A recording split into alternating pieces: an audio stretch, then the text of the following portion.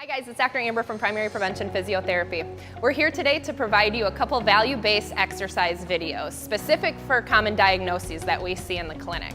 The most important thing is that if you are experiencing pain or injury, you need to get checked out by a PT first and foremost. A thorough evaluation can help us determine exactly what you need in terms of specific exercises for you.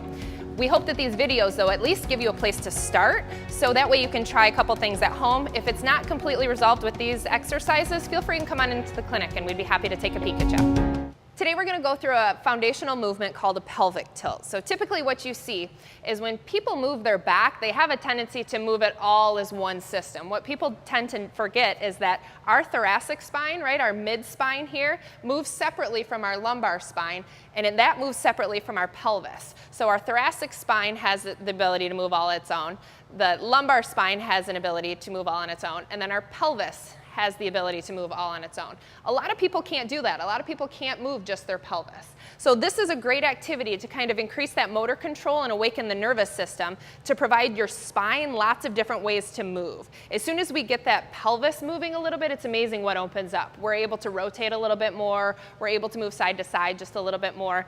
That's the base of our spine, right? So if that one's not moving, things tend to get sticky down there. So in this pelvic tilt, I'm going to have you start in a lying down position.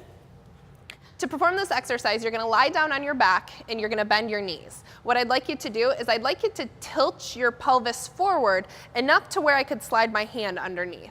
And then all you're going to do is go in the opposite direction. So flatten that back out and you're just going to tuck those hips underneath. What I tell my patients is it's almost like you're squeezing a quarter between your cheeks back there, right?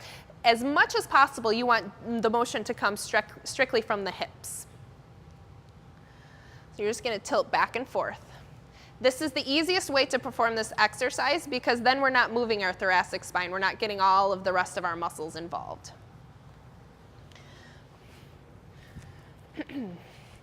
When performing the exercise on the floor becomes too easy, you can take it to a seated position. So all I'm going to have you do is have a seat. Make sure your feet are planted firmly on the floor. You're going to take those hip bones and you're just going to tilt them forward and try and touch your thighs. And then you're going to rock back and try and touch just your tailbone to the back of the surface that you're sitting on. Rock it forward, and then pull it back.